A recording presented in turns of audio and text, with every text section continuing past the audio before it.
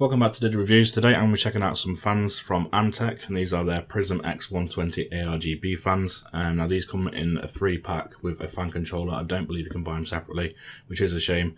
But we'll get these put onto my 240 radiator on my custom loop, and we'll test them and see how they perform. Right, so these are the Antec Prizm X120 ARGB fans, and like I say, they come in a 3-pack with a fan controller. Like I say, I don't think you can buy them separately, which I don't understand why, but these come in a 3-pack, and they're a decent price. I think they're around £30 to £40 for a pack of 3, but I'll put that up on the screen or in the description below for you to see. So just a quick look over them. Obviously it's RGB, so it can supported by Asus Aura, Gigabyte RGB Fusion, MSI Mystic Light, and ASRock Polychrome Sync. So it supports all your major motherboard brands. Quick look at the specs.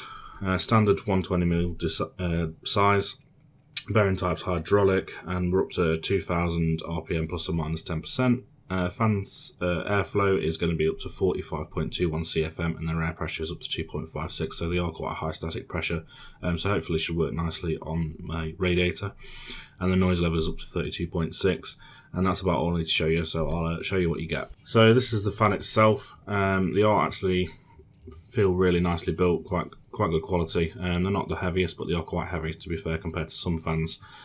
So you've got sort of a built-in anti-vibration mount in the corners, a tiny one up here, and then that's about it for that. Obviously the same on the other side as well. And then these are a dual loop, so they've got ARGB all around the edge on the front and the hub, and they've also got ARGB on the back, so no matter where they are in your case, you'll be able to see a nice effect of the ARGB coming through, so that's nice to see. Other than that, there's not a lot to tell you about them really. There's very minimal fan hub wobble in those there. Standard 3-pin 5V ARGB connector and standard PWM connector. So let's get these installed and then we'll see how they perform.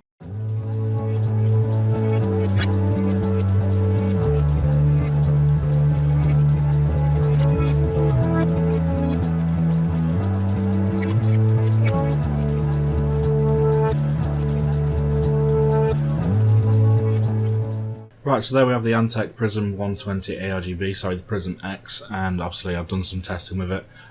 First of all, I think you'll agree with me when you say how amazing these look. The lighting is absolutely fantastic on them, they look brilliant. Dual light loop, like I said at the beginning, so you've got light loop at the front, light loop at the back, and you've also got hub lit as well. So there's plenty of RGB in this for your RGB fans that are out there. So yeah, they look absolutely fantastic. The only issue I'd say with them is that the stickers are slightly off center, so it looks like they're wobbling, but they're not. It is just the stickers off center, so that's something maybe Antec can work on in the future. Make sure they're nice and centered so they don't look like they're wobbling everywhere. But other than that, like I say, they look absolutely amazing. Some of the nicest looking fans I've seen, to be honest. So in terms of performance, I did my usual testing with my 5900X left at stock with PBO on, just to let it do what it wants in terms of clock speeds, so I can tell you sort of what clock speeds it gets to. So I tested this against the fans that were included with the custom loop kit that I used, which is the Bits Power sorbet kit. So obviously those come with it. I expected to be high pressure fans for a radiator. So these, obviously we'll see how they compare. So again, first of all, I did my Cinebench test, 5 minutes sort of stress test, multi-core, to see what it gets to, sort of the worst case scenario. And we've got a high of 72 and a low of, sorry, not a low, a average of 70, which is compared to 71 and 69 on the other fans that came with it, which could be within margin of error, but however, it's not a big difference at all. So the performance is definitely there for that. That boosted to 4.4 GHz as well as it did with the standard fans that were on it.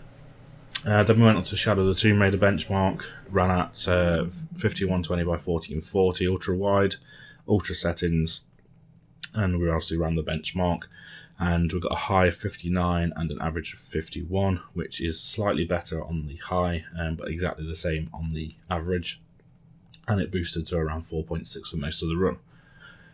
Then we moved on to F1 2021. We've got a high of 63, which is a little bit more than the 62 previously, and we got an average of 50, which again is a little bit 3 degrees more than it was previously, but still very good results.